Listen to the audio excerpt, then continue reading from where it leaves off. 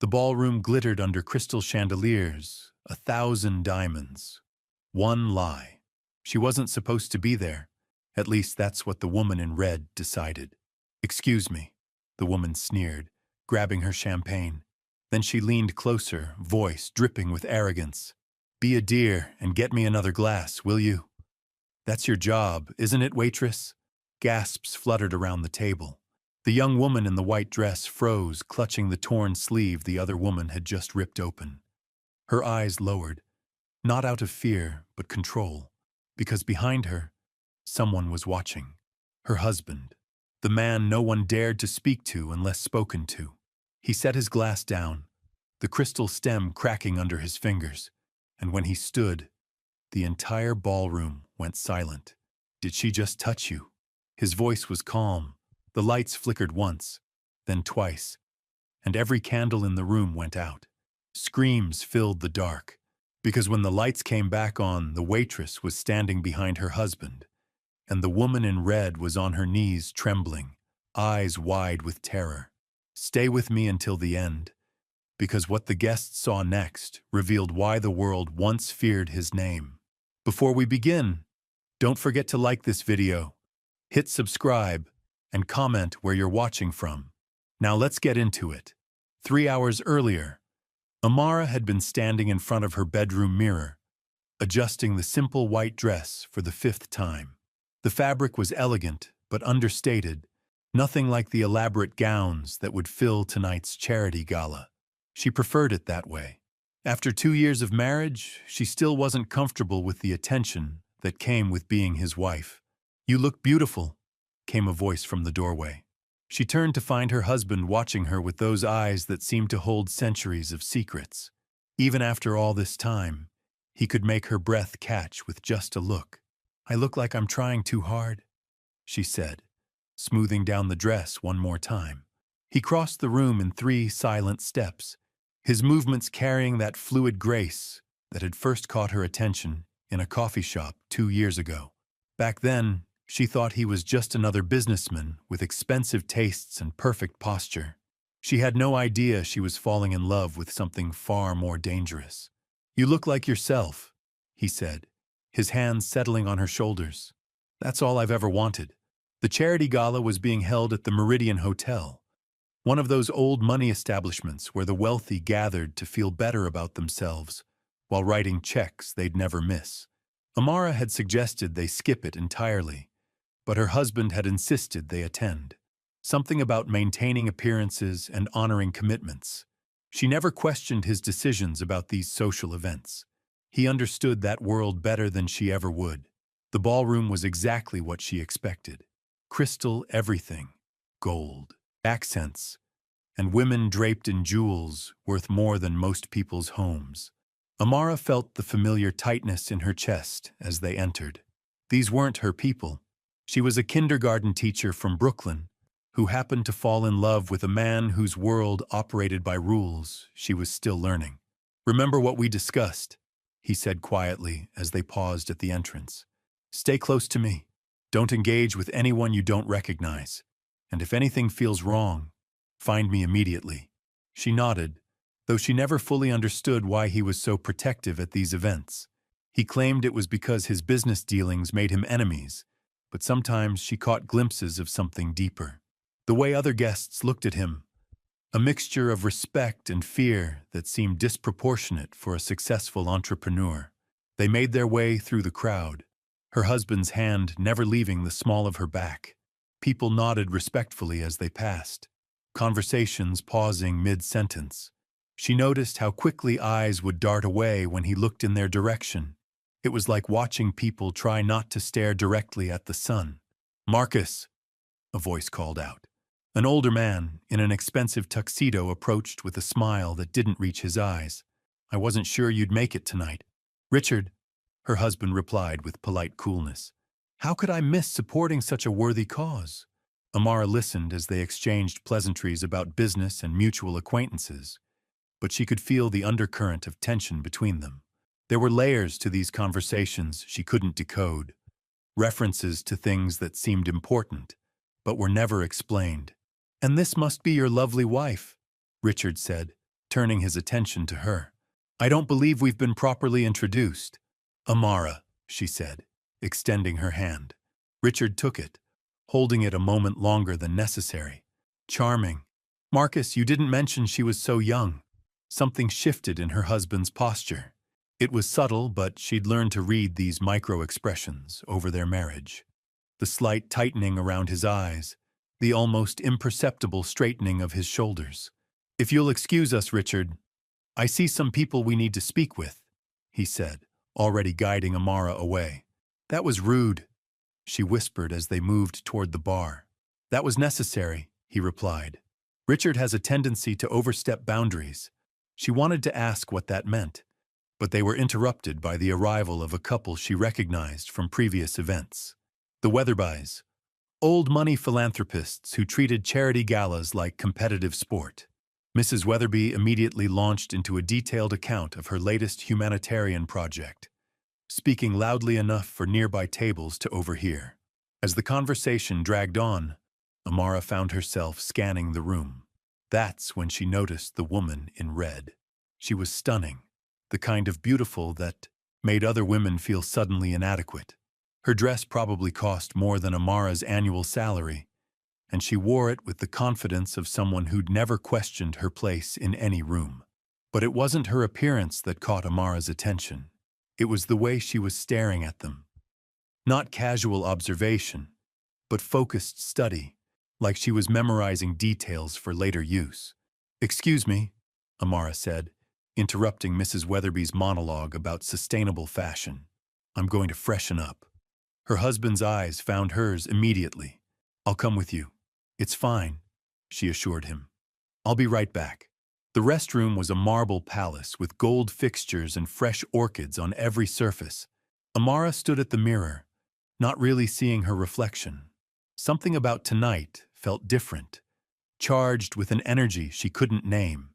Her husband's protective instincts seemed heightened, and she'd noticed more security personnel than usual for a charity event. When she returned to the ballroom, she couldn't immediately spot her husband in the crowd. The Weatherbys had moved on, probably to find fresh ears for their stories.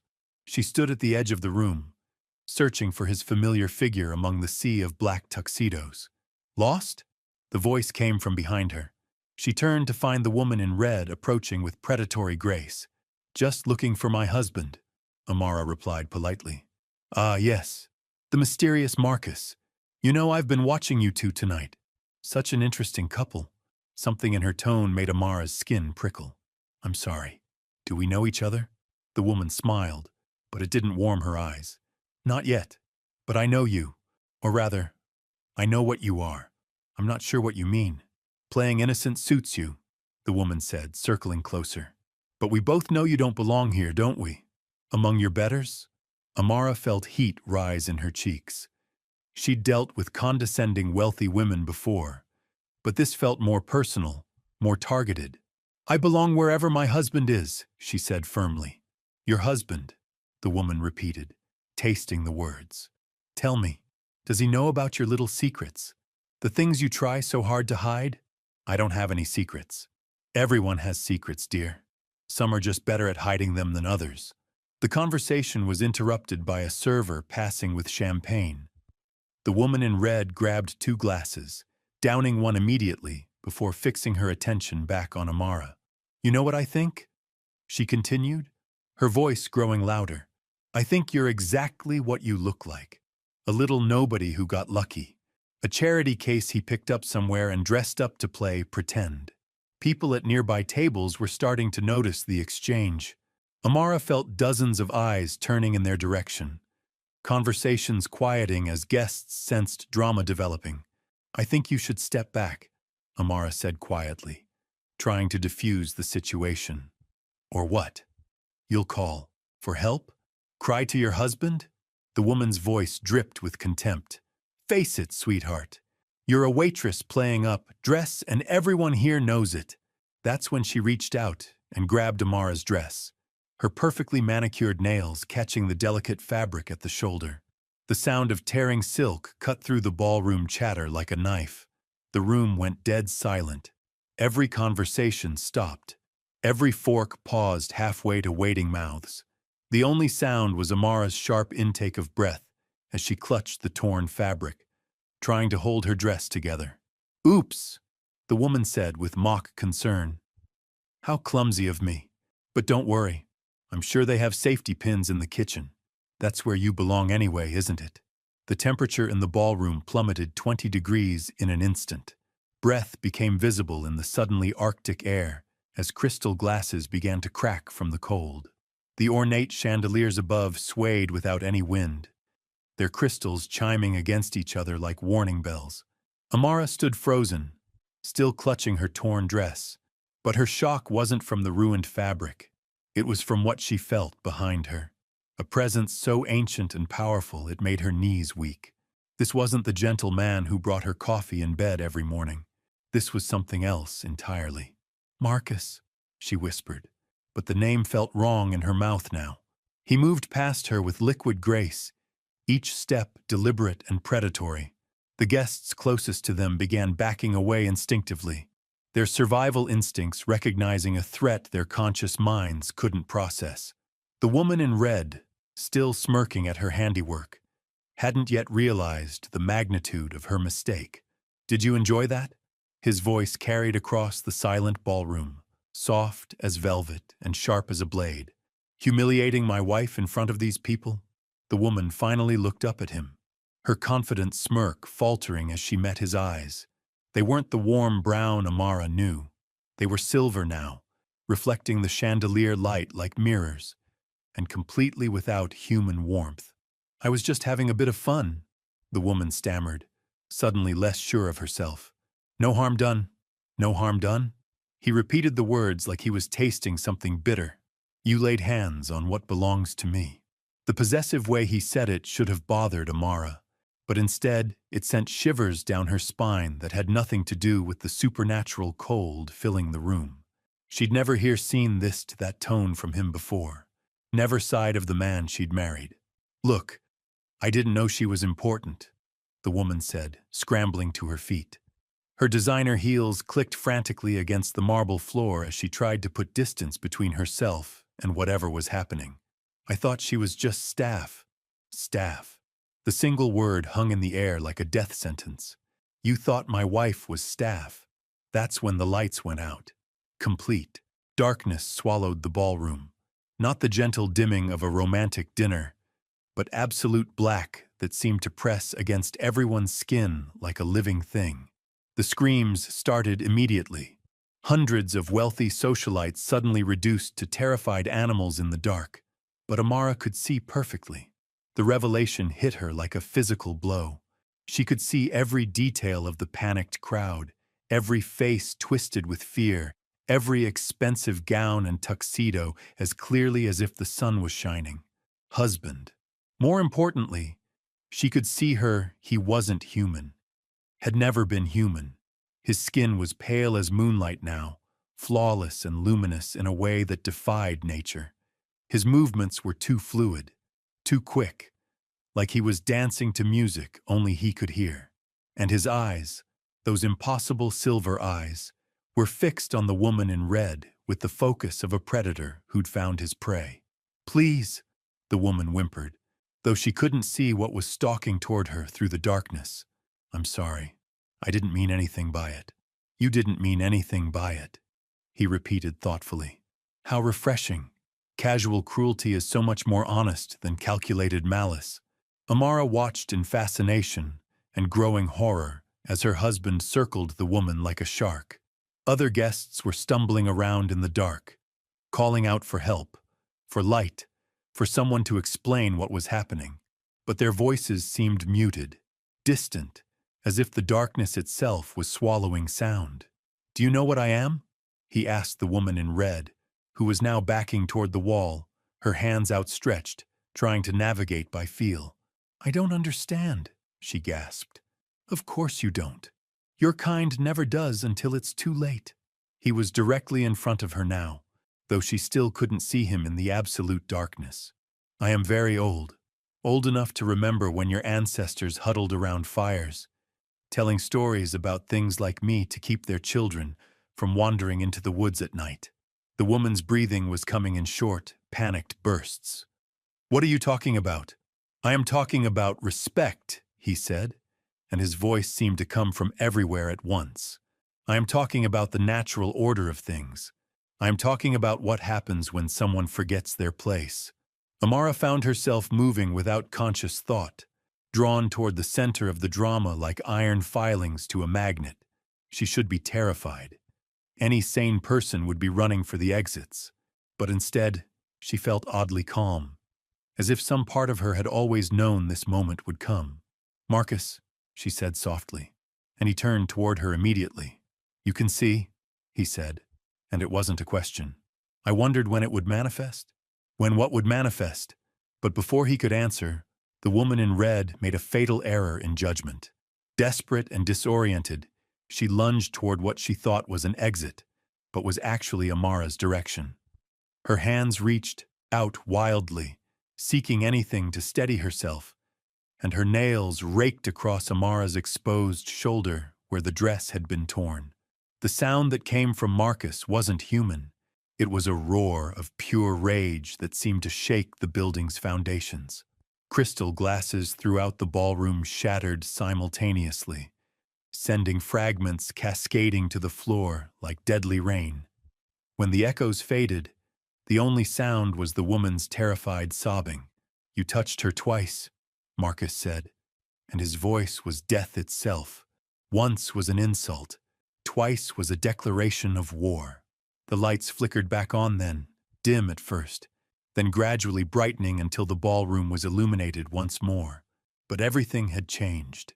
The elegant gathering had become a scene from a nightmare. Broken glass covered the floor, tables were overturned, and guests were pressed against the walls, staring in shock and terror at the scene unfolding before them. The woman in red was on her knees, exactly as Amara had envisioned in that first moment of darkness. But she wasn't alone. Standing behind her, his hand resting almost gently on her shoulder, was Marcus, except he looked different now, more himself somehow. The careful human mask he'd worn for 2 years had finally slipped. "Look around," he said to the woman, his voice carrying to every corner of the silent ballroom. "See how they watch? See how they wait? They know what I am, even if they won't admit it to themselves.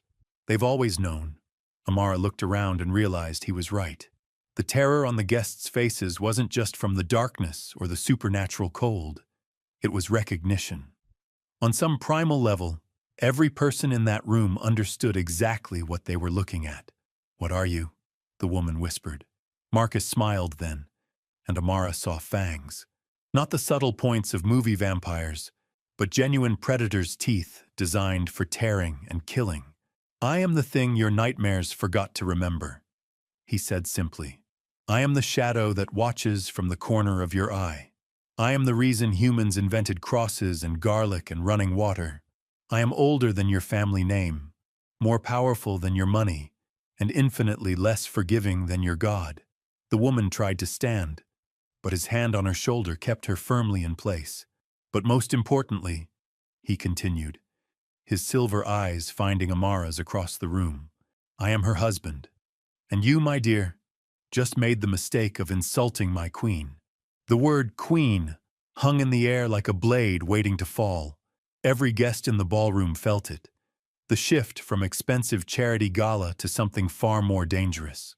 The woman in red's face went from flushed embarrassment to sheet-white terror as the implications sank in. "Queen," she stammered, her voice barely a whisper. Marcus tilted his head, studying her like a scientist examining an interesting specimen. "Did I stutter? Or perhaps you need clarification on the hierarchy you just disrupted?" Amara watched her husband transform before her eyes. The gentle man who made her breakfast every morning, who worried when she worked late, who held her during thunderstorms, was gone. In his place stood something ancient and terrible, something that commanded respect through fear rather than love. "I run the Eastern Territories," he continued, his voice carrying to every corner of the silent ballroom. 12 states bow to my authority. 300 of my kind answer to my call. And this woman, The one you called a waitress is my consort, my equal, my everything. The guests pressed further back against the walls, some openly weeping now. They'd attended charity galas expecting pleasant conversation and tax deductions. Instead, they'd stumbled into a revelation that would haunt their nightmares for decades. You see, the thing about being immortal, Marcus said conversationally, is that you develop very specific ideas about respect. When someone disrespects what's mine, they disrespect me. And when they disrespect me, they challenge the natural order I've spent centuries establishing. The woman tried again to rise, but his grip tightened on her shoulder. Not enough to break bone, but enough to keep her exactly where she was. Please, I'll apologize. I'll do whatever you want. Just let me go. Apologize? Marcus laughed, and the sound sent ice through everyone's veins. To whom would you apologize? The waitress you thought you were humiliating? Or the queen you actually insulted? Amara found herself stepping forward without conscious thought. The broken glass crunched under her heels as she moved through the devastated ballroom, her torn dress trailing behind her like battle damage. Every eye followed her movement, guests too terrified to look away. Marcus, she said softly, and he turned toward her with those impossible silver eyes. My love, he replied, and his voice gentled instantly. The contrast was jarring, like watching a hurricane suddenly become a summer breeze. Are you hurt? She shook her head, still trying to process everything she'd learned in the last 10 minutes. I'm fine, but maybe we should talk about this privately. Of course we should, he agreed. But first, we need to address the insult to your honor. The woman in red whimpered, finally understanding that her wealth and connections meant nothing here. She wasn't dealing with someone who could be bought or intimidated by social pressure. She was dealing with something that existed outside human hierarchies entirely. What do you want? She gasped. Marcus considered the question with the same careful attention he gave important business decisions. What do I want? I want you to understand the magnitude of your error. I want you to appreciate the mercy I'm about to show you. And I want everyone in this room to remember this moment. He released her shoulder and stepped back, giving her space to stand. She rose shakily, her expensive dress wrinkled and stained with tears. Thank you, she whispered. Don't thank me yet, Marcus said. You see, in my world, there are consequences for everything. Actions and reactions. You acted against my queen, so there must be a reaction. The temperature in the room dropped again, not to the Arctic levels of before, but cold enough that everyone's breath became visible. Amara wrapped her arms around herself, suddenly aware that her torn dress offered little protection against the supernatural chill. However, Marcus continued, my queen is merciful where I am not. She values human life in ways I've forgotten over the centuries. So I'll give you a choice. The woman looked between Marcus and Amara desperately, searching for some hint of what was coming. Choice 1, he said, holding up a finger. You can leave here tonight and never speak of what you've seen. You'll forget this incident entirely. Remember only that you had too much champagne and made a fool of yourself. Your life continues exactly as it was, but you never cross my path again. That didn't sound terrible. The woman's face showed the first glimmer of hope since the lights had gone out. Choice 2, Marcus continued, holding up a second finger. You can choose to remember everything, every detail of tonight, every word I've spoken, every revelation about what I am. But if you choose memory, you choose service. You become mine, body and soul, for the next century. The hope died instantly. A century? I'm being generous, he said with a shrug. Traditionally, the penalty for insulting royalty was death. I'm offering you extended life instead. Of course, it won't be the life you're accustomed to. No more charity galas, no more society parties. You'll serve in my household until I decide you've learned proper respect. Amara watched the woman's face cycle through emotions, desperation, calculation, and finally resigned terror. Neither choice offered real freedom, but one at least offered survival. I choose to forget, she whispered. Wise. Marcus nodded approvingly. Amara, would you like to do the honors? Amara stared at him blankly. Do what honors? The memory wipe, my love. It's one of your gifts, though you haven't learned to use it consciously yet. My gifts? The revelations kept coming, each one reshaping her understanding of herself and her marriage. What gifts? Marcus smiled, and for the first time since the confrontation began, it reached his eyes.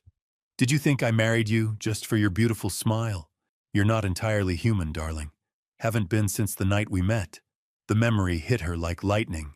Their first date, walking through Central Park after dinner. He'd been attacked by 3 men with knives, and she'd watched in horror as they'd stabbed him repeatedly. She'd screamed, reached out to help him, and something had happened. Light had poured from her hands, healing his wounds instantly. She'd convinced herself later that she'd imagined it all, that shock had made her hallucinate. But now, looking back with new understanding, she realized it had been real. All of it. You changed me, she whispered. I awakened what was already there. He corrected gently. The bloodline was dormant, but it was always part of you. I simply helped it surface. The woman in red was forgotten now, as Amara grappled with this new reality. She wasn't human, hadn't been fully human for 2 years. Her husband wasn't human either, and apparently neither were the rules that governed their marriage. What am I? She asked. You're a healer, Marcus explained, his voice filled with pride. One of the rarest supernatural bloodlines. You can mend wounds, cure diseases, and yes, modify memories when necessary. It's why I could never let anything happen to you. You're not just my wife. You're irreplaceable. Around them, the ballroom guests watched this intimate conversation with fascination and growing terror. They were witnessing secrets that weren't meant for human ears, revelations that challenged everything they thought they knew about the world. The woman, Amara said suddenly, remembering why they were having this conversation. Marcus followed her gaze to the trembling figure in red. Ah, yes. Our volunteer. Are you ready to try your gift consciously? Amara looked at the woman who'd humiliated her, who'd torn her dress and called her a waitress. Part of her wanted to refuse, to let Marcus handle this his way. But a larger part, the part that had spent 2 years learning to love a complicated man, knew that mercy was sometimes the strongest choice. What do I do? She asked. Touch her forehead, Marcus instructed. Focus on the memories you want to change. See them in your mind, then replace them with what you want her to remember instead. Amara approached the woman slowly, giving her time to process what was happening. This won't hurt, she promised. The woman nodded frantically, clearly preferring memory modification to whatever alternative Marcus might devise. Thank you, she breathed. Amara placed her palm against the woman's forehead and immediately felt the connection. Memories flowed between them like water, and she could see the entire evening from this stranger's perspective. The calculation behind the insults, the deliberate cruelty designed to humiliate someone she'd perceived as beneath her station. But she also saw deeper memories. A lonely childhood, parents who valued appearance over affection, a lifetime of using cruelty to mask her own insecurity. The woman wasn't evil, just broken in ways that made her lash out at easy targets. With careful precision, Amara began editing the evening. She left the charity gala, the beautiful ballroom, the expensive dress, but she replaced the confrontation with simple drunkenness, embarrassing but harmless. She softened the woman's memories of other people's reactions, making them sympathetic rather than terrified. When she was finished, she pulled her hand away and stepped back. The woman blinked, looking confused but no longer terrified.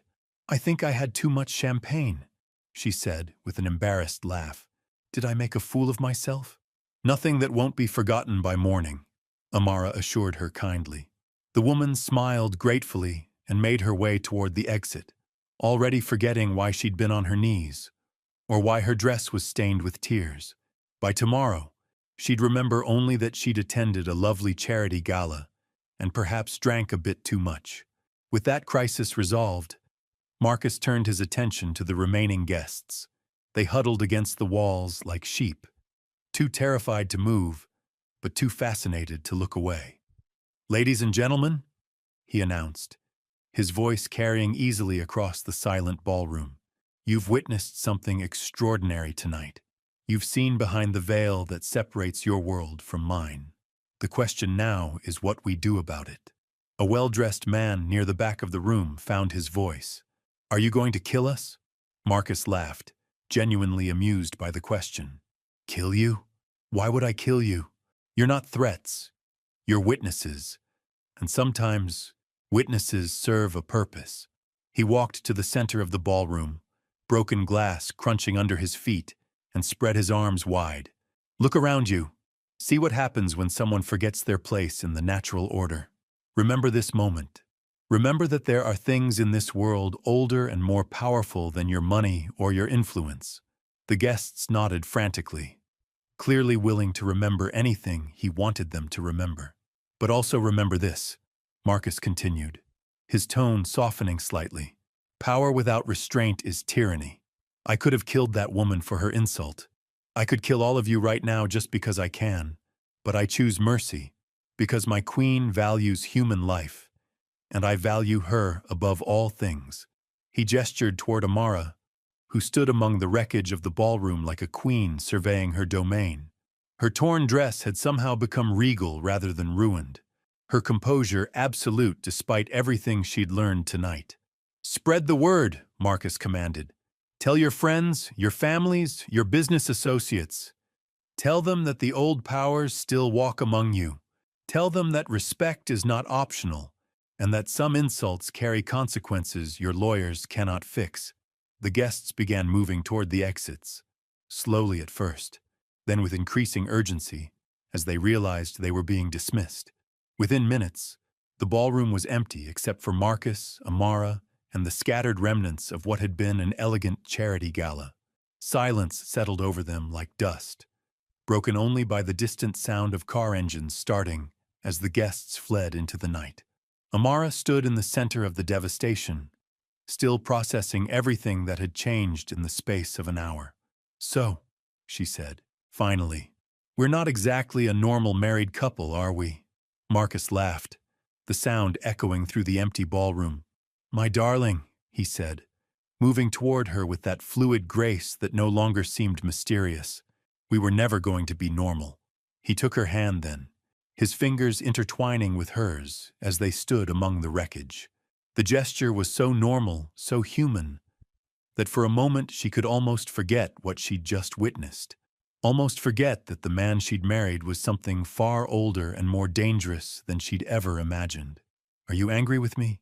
he asked quietly, his silver eyes searching her face. "For keeping this from you?" Amara considered the question seriously. She should be angry. 2 years of marriage built on secrets and half-truths. 2 years of thinking she was just a kindergarten teacher who'd gotten lucky enough to marry a successful businessman. 2 years of not knowing what she really was. "I should be," she said finally, "but I'm not. I think part of me always knew something was different about us, about you, about me." She looked down at her hands, remembering the light that had poured from them that first night. "The healing thing, it's happened before, hasn't it? Small things I convinced myself were coincidences." Marcus nodded. "Your students who recovered unusually quickly from injuries. The stray cat you found with the broken leg that was walking normally the next day. The elderly neighbor who mentioned his arthritis disappeared after you brought him soup." Each example hit her like a small revelation. She'd attributed all of it to luck or wishful thinking. But now she saw the pattern. The gift had been growing stronger, manifesting more frequently as she'd grown more comfortable with herself and her marriage. "Why didn't you tell me sooner?" she asked. "Because I was selfish," he admitted without hesitation. "I wanted you to choose me for me, not because of what I could offer or what you might become. I wanted at least some part of our relationship to be real." The honesty in his voice made her chest tight. Even now, surrounded by evidence of his supernatural nature, he was still the man who brought her coffee in bed every morning, still the one who worried when she worked late, who held her during thunderstorms. It was real, she said firmly. All of it. The only thing that wasn't real was pretending we were normal. Relief flooded his features. You're not afraid of me? I'm terrified of you, she said with a laugh that surprised them both. You just made a room full of powerful people wet themselves with fear. You have fangs. You're apparently some kind of vampire royalty. Of course I'm afraid. His face fell slightly. But I'm not afraid of you hurting me, she continued quickly. I'm afraid of what this means for us, for our life together. I'm afraid of the world you live in, the dangers I never knew existed. I'm afraid I won't be strong enough for whatever comes next. Marcus cupped her face in his hands, his touch impossibly gentle for someone who'd just demonstrated the capacity for terrible violence. You faced down a ballroom full of hostile strangers tonight. You used a power you didn't know you had to show mercy to someone who'd humiliated you. You stood by my side while I revealed truths that would drive most humans insane. If that's not strength, I don't know what is. Around them, hotel staff began creeping into the ballroom to assess the damage. They moved like ghosts, efficient and silent, clearly accustomed to cleaning up after supernatural incidents. Amara watched them work, realizing this probably wasn't the first time something like this had happened. How long have you been doing this? She asked. Running territories, commanding other vampires, living in this world? Officially, about 300 years. Unofficially, I've been building power since I was turned in 1847. He guided her toward the exit, his hand never leaving hers. The Eastern Territories were chaos when I arrived. Dozens of small factions fighting for scraps of influence. No organization, no rules, just endless violence. They walked through the hotel lobby, past guests who'd fled the ballroom and were now huddled in corners, whispering about what they'd witnessed. Some stared openly as Marcus passed, recognition and fear warring in their expressions. I united them, he continued as they reached the street, not through diplomacy or negotiation, but through demonstration of superior power. I showed them that cooperation was more profitable than constant warfare. Most of them came to see the wisdom in that arrangement. Their car was waiting, the driver holding the door with the same professional detachment as always. Amara wondered if he knew what his employer really was, or if supernatural secrets were just part of the job description. And the ones who didn't see the wisdom? She asked, as they settled into the back seat. Marcus's smile was sharp. Let's just say the territory has fewer factions now than it did 3 centuries ago. The drive home was surreal. They passed through familiar streets, past the coffee shop where they'd met, the restaurant where he'd proposed, the park where they walked every Sunday morning. All the landmarks of their normal life, except nothing about their life had ever been normal. The other vampires, Amara said suddenly, do they know about me? About what I am? Some suspect. Tonight confirmed it for anyone who was watching. Marcus's expression grew serious. Word will spread quickly through supernatural channels. By tomorrow, every vampire on the eastern seaboard will know I have a healer as my consort. The weight in his voice made her stomach clench. Is that bad? It's complicated. Healers are incredibly rare, incredibly valuable. Most haven't been seen for centuries. Having one marks me as either extremely powerful or extremely lucky. Either perception comes with its own challenges. Their building came into view, the penthouse windows glowing warmly against the night sky. Home. Except now she understood why they lived on the top floor of a building with such extensive security. Why Marcus had insisted on bulletproof glass and reinforced walls. What kind of challenges? She pressed. Other leaders will want to test whether I'm worthy of such a prize. Some will try to steal you, either through force or seduction. Others will attempt to use you against me, knowing that losing you would destroy me. His grip on her hand tightened. And then there are the hunters. Hunters. Humans who've made it their mission to eliminate supernatural threats. They've been relatively quiet lately, but a known healer will draw their attention like blood draws sharks. They'll see you as either a prize to be captured or a threat to be eliminated.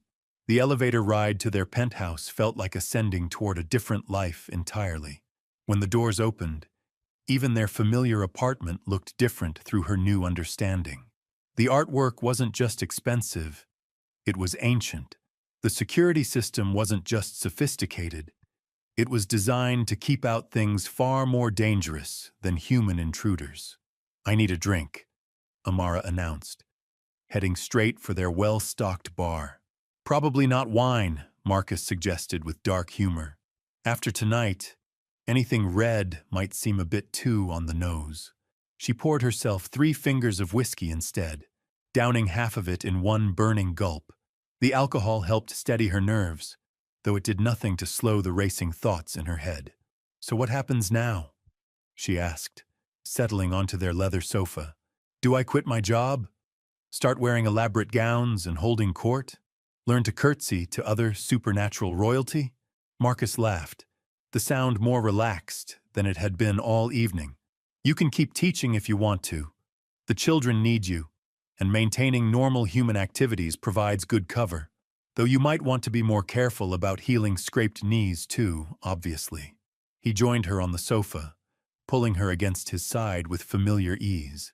Despite everything that had changed, this still felt right. His arm around her shoulders, her head against his chest, the steady rhythm of his breathing. "There will be changes," he admitted. "More security, for one thing. You can't go anywhere alone anymore, not until we're sure how various factions are going to react to your existence becoming public knowledge." Various factions? Vampires aren't the only supernatural beings in the world, love. There are werewolf packs, fae courts, witch covens, demon clans. We all coexist in a delicate balance of power and mutual deterrence. A known healer disrupts that balance. Amara felt the whiskey burn in her stomach as the full scope of her new reality settled over her. It wasn't just about vampires and late-night charity galas. There was an entire, hidden world she'd stumbled into, complete with politics and dangers she couldn't even imagine. "Are they all as terrifying as you were tonight?" she asked. "Some are worse," Marcus said matter-of-factly. "Some are better. Most are just trying to survive in a world that would kill them if humans knew they existed. But they're all dangerous in their own ways." The apartment's security system chimed softly, indicating someone was requesting access to their floor. Marcus tensed instantly, his casual demeanor evaporating as his supernatural senses engaged. "Expecting someone?" Amara asked, though his expression already gave her the answer. No. He was off the sofa in one fluid motion, moving toward the wall panel that controlled their building's defenses. "Stay here. Don't move until I tell you it's safe." The intercom crackled to life, and a woman's voice filled their apartment. Smooth, cultured, with an accent Amara couldn't place.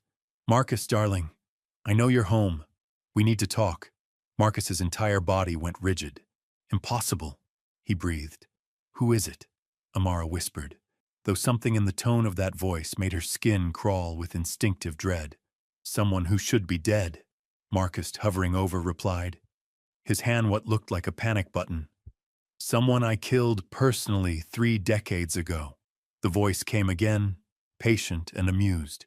"I can hear you whispering, you know. Both of you. Hello, little healer. I've been so looking forward to meeting you. My name is Cassandra Blackthorne, and I have a proposition for your husband that I think you'll find quite interesting." Marcus's face went pale, an impressive feat for someone who was already undead. "Cassandra Blackthorne died in 1994. I watched her burn. Did you now?" The voice carried a hint of laughter. "How careless of you not to make sure the job was finished. May I come up, or shall I simply take the elevator by force? Your building's security is impressive, but hardly sufficient to keep out someone of my age and experience." Amara watched her husband wrestle with the decision, his supernatural instincts clearly screaming warnings.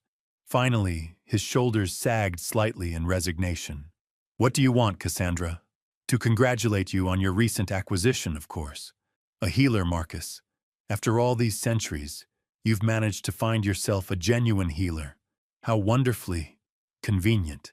The malice in that last word made Amara's blood turn to ice. This wasn't a social call. This was a threat, delivered with silk-wrapped courtesy. And to discuss the future, Cassandra continued. Because you see, darling, the balance of power has shifted tonight. Every supernatural being on this continent now knows you have something they want, something they need, something they'll kill for. Marcus met Amara's eyes across the room, and she saw something there she'd never seen before. Not just concern or protectiveness, but genuine fear. The game has changed. Marcus, Cassandra's voice purred through the intercom, and I'm here to make sure you understand the new rules before someone less civilized comes calling. The apartment fell silent except for the soft hum of the security system and the thundering of Amara's heartbeat in her ears. Outside their windows, the city sparkled with millions of lights, each one representing a human who had no idea that their world had just tilted on its axis. "Let her up," Amara said quietly. Marcus spun toward her in shock. "Absolutely not.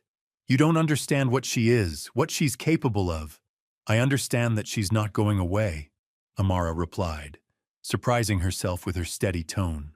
"I understand that running or hiding won't solve anything, and I understand that I need to learn about this world I'm now part of, even the dangerous parts." She stood, smoothing down her torn dress with as much dignity as she could manage. Besides, if she wanted us dead, she wouldn't have announced herself.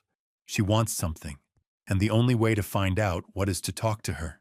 Marcus stared at her for a long moment, conflict playing across his features. Finally, he nodded slowly. "You're right, but the moment things go wrong, you get behind me and let me handle it. Promise me." "I promise." He pressed the button that would grant access to their floor. "She's on her way up." Amara poured herself another whiskey, then poured one for Marcus as well. If she was about to meet someone who'd supposedly died 3 decades ago, someone who made her ancient vampire husband nervous, she was going to need all the liquid courage she could get. The elevator chimed softly, announcing their visitor's arrival. Marcus positioned himself between Amara and the door, every muscle in his body coiled for violence. The apartment's lights dimmed slightly, as if responding to the supernatural tension building in the air. 3 soft knocks echoed through the space. "Come in, Cassandra," Marcus called out, his voice steady despite the fear Amara could sense radiating from him. "Let's discuss these new rules of yours." The door opened, and Amara got her first look at the woman who'd just turned their lives upside down once again. She was stunning in the way only immortal beings could be, with silver hair that caught the light like spun moonbeams, and eyes the color of winter storms. She wore a perfectly tailored black coat that probably cost more than most people's cars, and she moved with the kind of predatory grace that made Marcus look almost clumsy by comparison.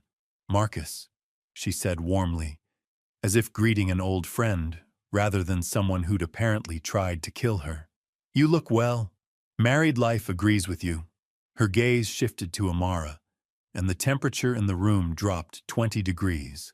"And you must be the little healer everyone's talking about.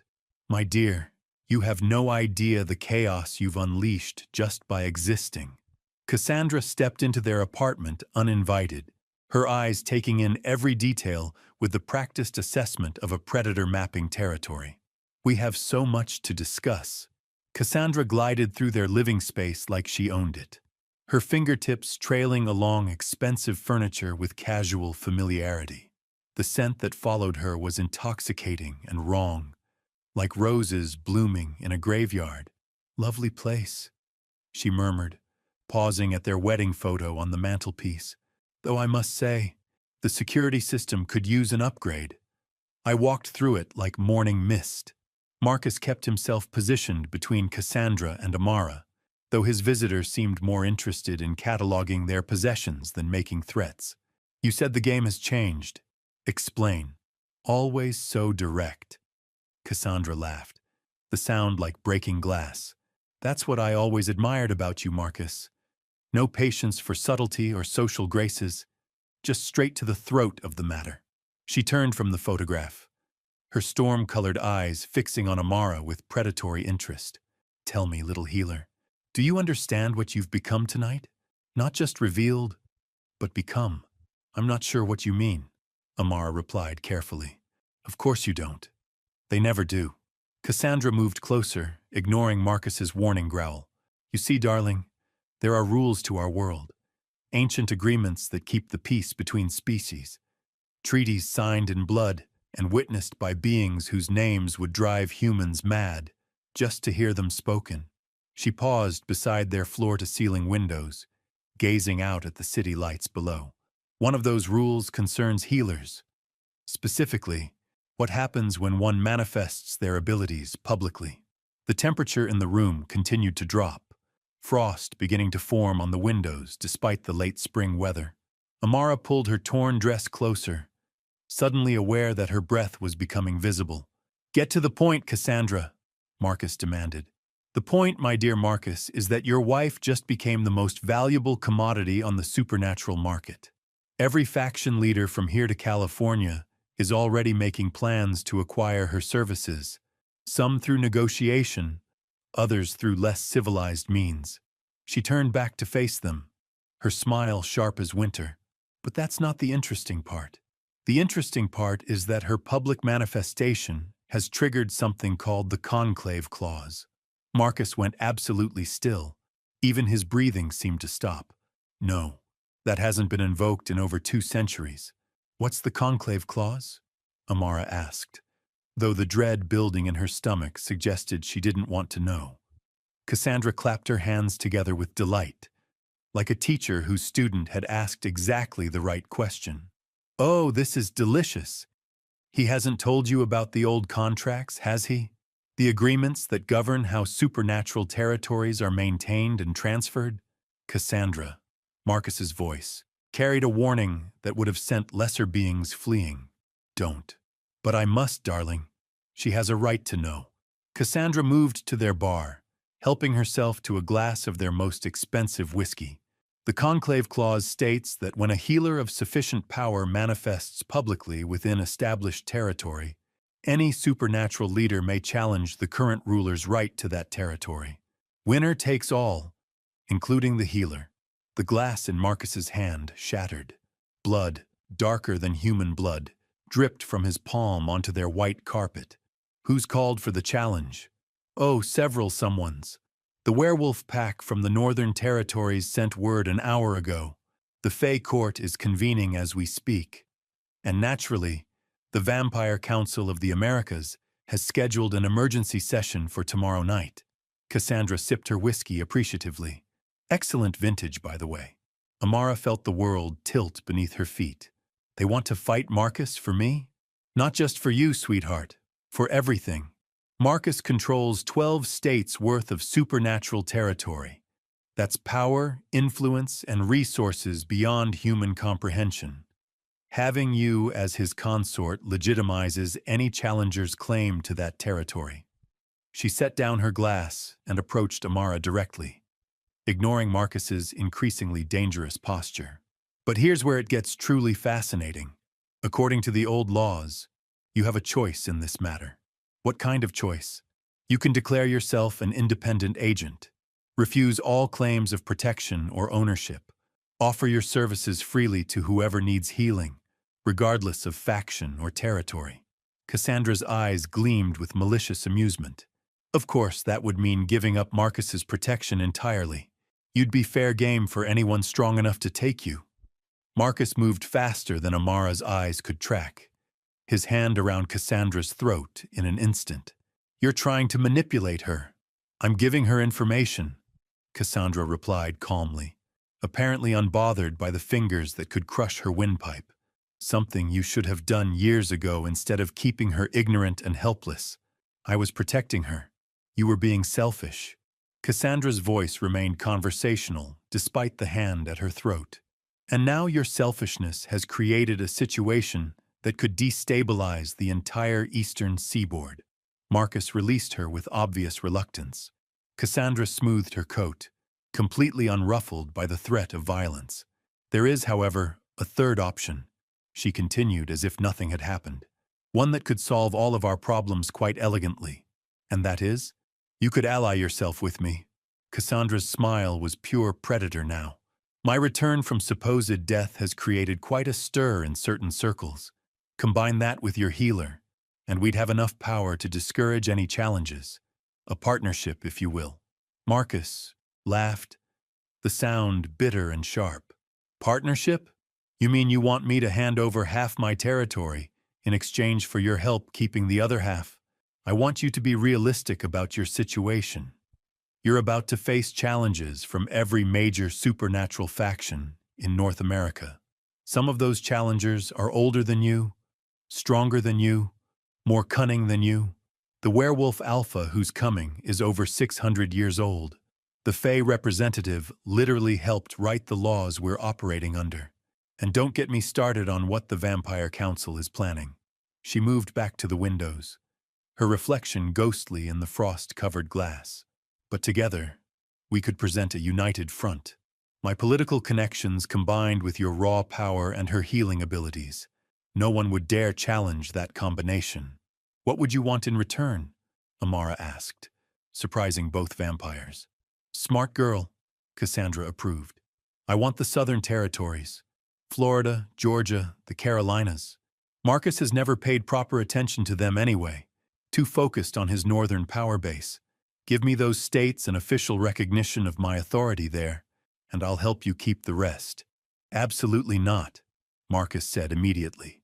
Then enjoy your war, Cassandra replied with a shrug.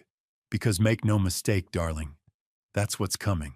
Open supernatural warfare on a scale not seen since the Treaty of Shadows was signed in 1823. She moved toward the door, pausing to look back at them. You have until tomorrow's full moon to decide. After that, the challenges begin whether you're ready or not. And if we refuse your offer, then I'll be forced to throw my support behind whoever seems most likely to win. I've invested too much in returning from the dead to back the losing side now. Her smile was razor sharp. Nothing personal, you understand. Just business.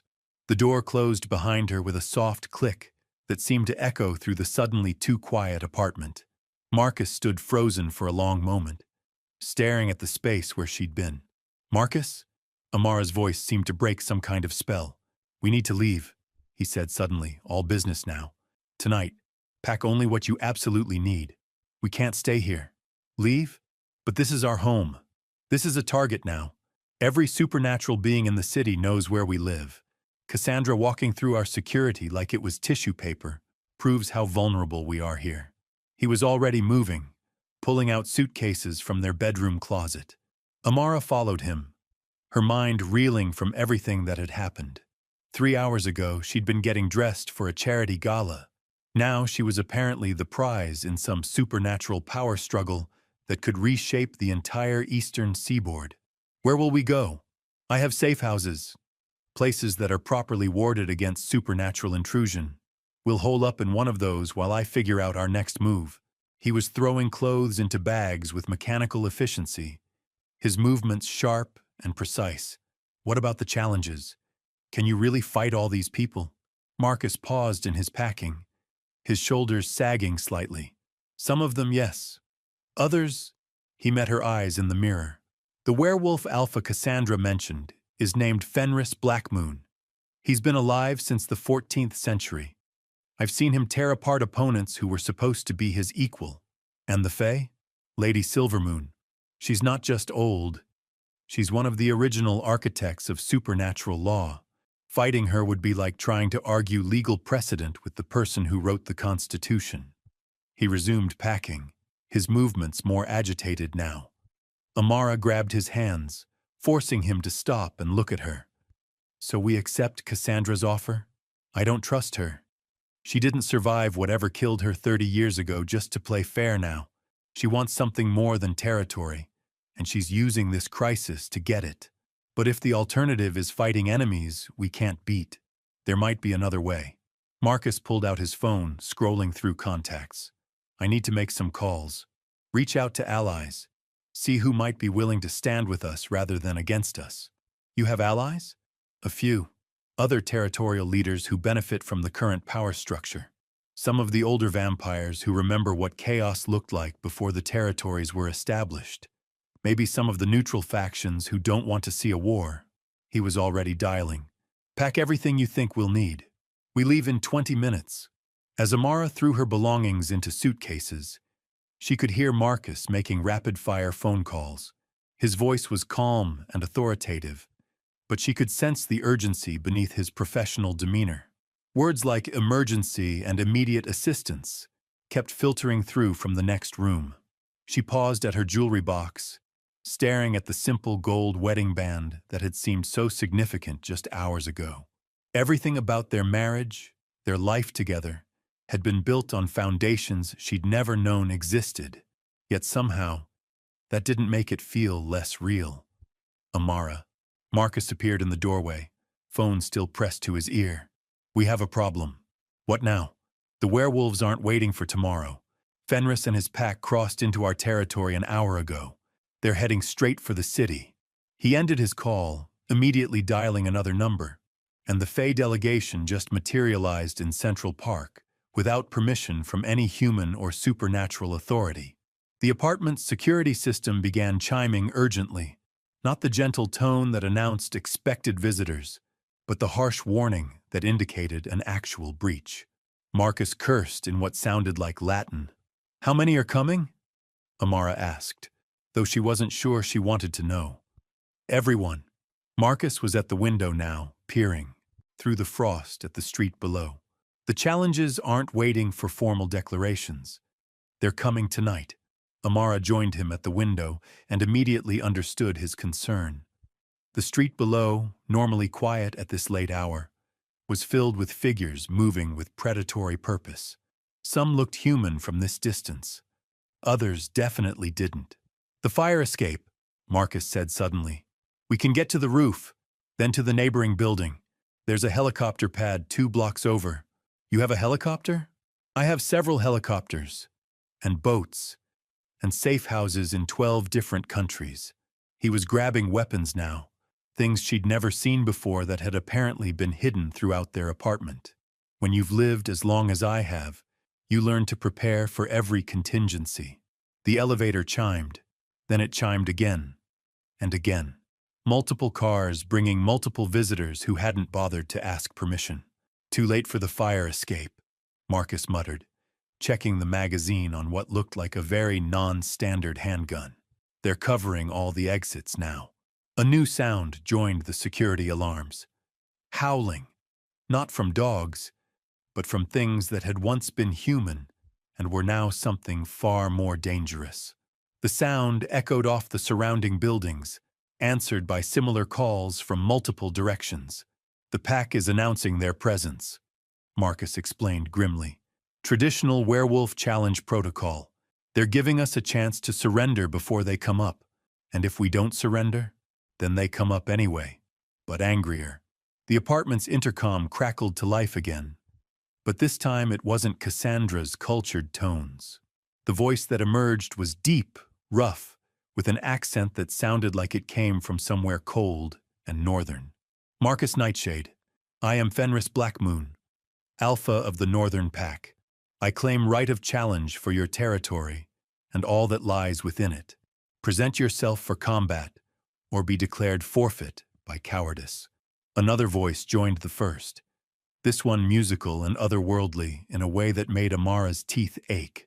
Marcus of the House of Night, I am Lady Silvermoon of the Winter Court. I invoke the ancient laws and claim right of succession to these lands.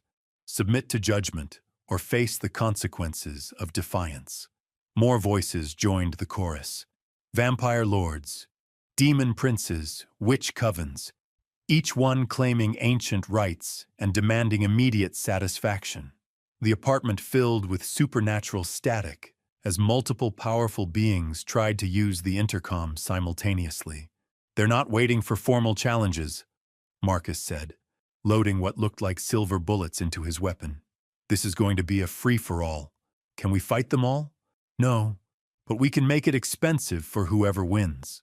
He handed her a small device that looked like a cross between a phone and a grenade. Dead man switch. If something happens to me, press the red button.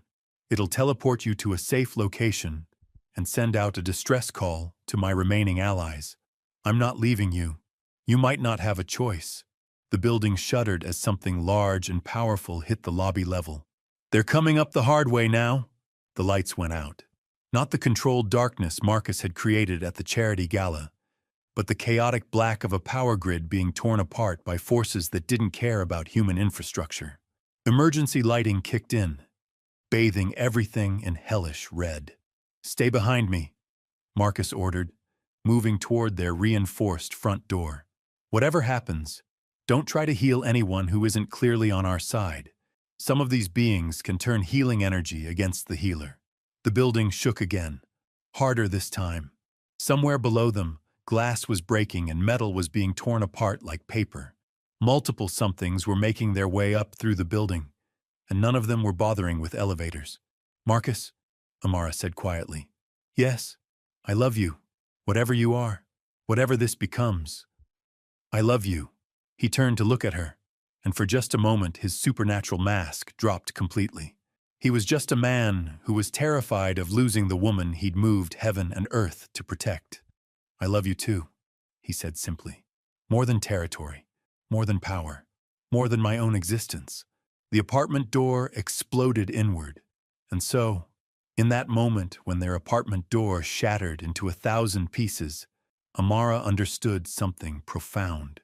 She wasn't just a kindergarten teacher who'd stumbled into a supernatural world. She wasn't just a healer caught between warring factions.